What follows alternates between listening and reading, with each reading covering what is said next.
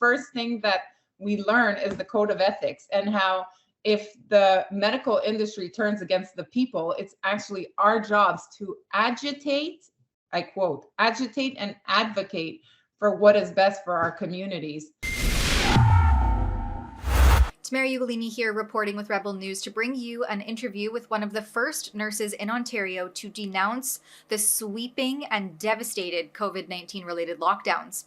Registered practical nurse Sarah Choujounian was working in long-term care, which is a sector that saw complete isolation of our vulnerable and at-risk elderly in light of the COVID-19 pandemic hysteria that ensued throughout 2020. The elderly were treated worse than jailed criminals. They were confined to one room, not allowed visitors, and according to some reports, even sedated if they objected to this treatment. And with the vast majority of COVID-19 related deaths being in long-term care homes, in many instances, these seniors died of neglect due to the COVID-19 hysteria and not necessarily the viral infection itself. For the criminal act of advocating on behalf of patient safety and well-being, Nurse Choujounian is being investigated by her regulator, the College of Nurses of Ontario. She is facing disciplinary hearings for the next several days and joins me now to discuss how this situation came to be. Yeah, so the investigations have turned into discipline, and there's 12 allegations against me that were from the beginning when I first spoke out October 2020, and I founded Nurses Against Lockdowns.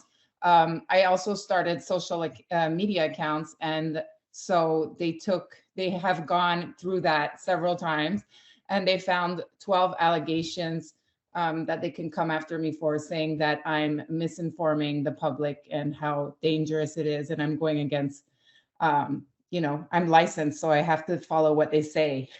And so December 16th, I think 2020 is when they said that we should not speak against any of the mandates. And so, we didn't really listen to that.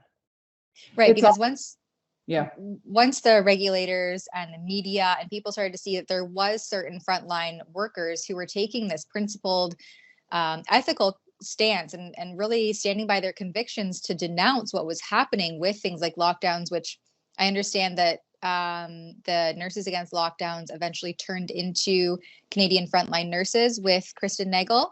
Yeah. And so what was it that you were seeing? Let's go way back to that time in 2020. At what point did you say, something's not right here and I need to start speaking out against it? Actually, some was wrong right away, because I worked in a nursing home, and when you work in a nursing home, the government doesn't care about these people. It's all about profit. I think at that point they get like a little bit more than half the allowance for food daily than prisoners do. So it's all about profit. So it was obvious straight from the beginning. For me, I was kind of surprised that not everyone was on the same page. And I was also chief steward of the union. So I was like trying to be the voice of the people, and I was shut down very fast. I started seeing my residents deteriorate a lot. I had a resident that had a heart attack within a week. Some say it's not related, but she had heart problems, and she was the kind of resident that I had to go in the morning and call her family right away to know exactly what time she was coming in, because the resident was going to ask me every 5 minutes. And if she was 2 minutes late, it was like a heart anxiety attack coming up. So 1 week she had a heart attack. And a lot of residents were failing to thrive. That's their last stop, and the only thing keeping them alive is their loved ones. You can see them come to life when their families come in, and some of them won't eat from us and would only eat from their families. And so these people deteriorated very fast, and then they started testing us. Some people were positive. People had to stay in their rooms, and residents who weren't listening were said to have behaviors and sedated. Some walkers were taken away, and then they lose the ability to ambulate. They are at risk for falls. It was just, they were dying alone. It was just like, to me, it felt so disgusting. And, it was like crimes against humanity. And I was also very big in the mental health field. I was facilitating programs, and I can see my mental health was actually deteriorating because I wasn't standing in my truth. I knew something was wrong, and I was scared to lose my job. And I wasn't speaking up, and it came to the point where my mental health deteriorated so much because of everything that I could see that was happening around me, that I decided that I didn't care about this job. I wasn't going to be a tool in the system of healthcare, and so I decided to speak up, and I was fired. And really denouncing those inhumane policies is something that, in my opinion, should have happened more broadly and more quickly and on a massive, larger scale. So when you first did speak out in October of 2020, what did that look like, and what was your message then? Well, I had founded Nurses Against Lockdowns, and I thought, well, I'm going to be the first nurse to speak up. And I know there's other nurses behind me because I had them on social media. And I thought that, everybody was going to come together and we were going to stand up, and it was going to be the end. We have so much support with nurses, but even up to today, nurses are scared to speak up. So there's only a few of us speaking still. Because you would face disciplinary action by your regulator. So that's the College of Nurses of Ontario. And so what has that looked like? What tactics have they deployed onto you? I guess probably to set an example of anyone who even dares to question or speak out as a dissident. Well, we were actually defamed internationally and definitely nationally, even by the Canadian Nurses Association, which we have a defamation case against. And they said that because we were in Washington, D.C. on January 6th, which me and Kristen had no idea that it was political. We weren't speaking at the Capitol. We were speaking at a health and freedom summit. And we were said that we were like Trumpers, that we were part of like breaking down, the Capitol fences and all this stuff. So we were called domestic terrorists, basically. And the Canadian Nurses Association kind of like went with it and rolled with that. And they're calling us anti-vaxxers, which is not necessarily true. I used to get all my flu shots, and my kids have all their vaccines. So I wasn't an anti-vaxxer. So yeah, and there was death threats. We even had the RCMP come at our doors. So there was a lot of things to stop people. And this was like kind of all put out on the news. So I think the media was used against us too. And we were made examples of. And even now, going through this disciplinary case where they want me to pay the costs, and they're experts, 8 days of court, we're looking at in the hundreds of thousands. So.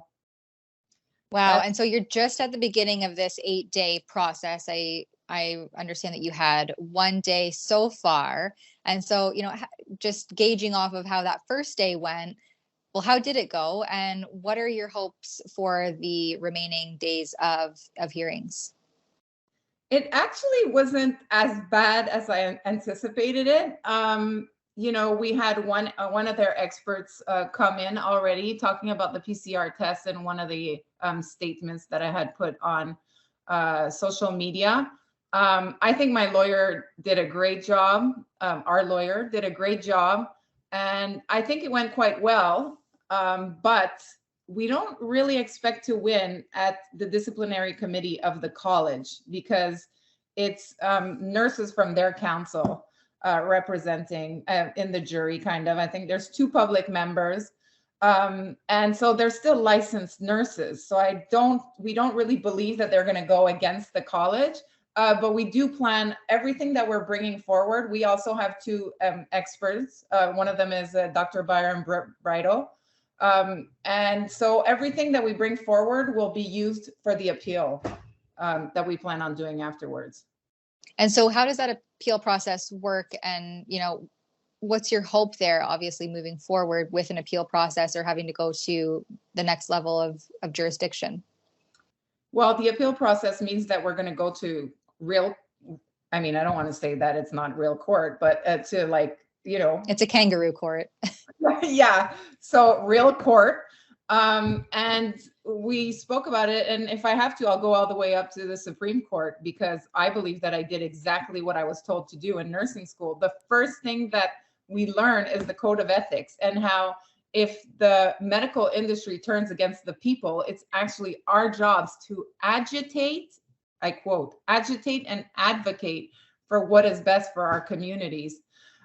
So I'm being punished, and I feel like I should be getting a medal or something. Wow, that's powerful. Yeah. Well, and standing by your convictions now has seen you defamed, slandered, smeared, and accused of, I guess, being a mis and disinformation spreader. If people want to support you and help with the cost of your legal challenges, where can they find out more? On our website at canadianfrontlinenurses.ca, you can send e-transfers or pay with a credit card. So e-transfers are at cfln@protonmail.com. And what about you, Sarah? In wake of, losing your job, now you have all these looming and mounting legal fees. Where are you now? What are you doing for work and for finding, fulfillment and empowerment? Well, I had to sell my house because I did lose my 2 jobs and I was a single mom. And I sold my house at a really good time. So I'm kind of okay financially for now. But I've started lighting up dark corners, which was something I wanted to do before I lost my job, because I was already starting to see that the nursing wasn't exactly what I wanted to help people. And I felt like that's not what we're doing there anymore. And I actually recovered from fibromyalgia on my own. And it was all by dealing with my trauma. And so I started lighting up dark corners to empower survivors of childhood trauma to start their healing journey by giving them the tools and knowledge they need to do that. And so I have a few programs that I'm running that are quite successful. People can check out my website. It's lightingupdarkcorners.com.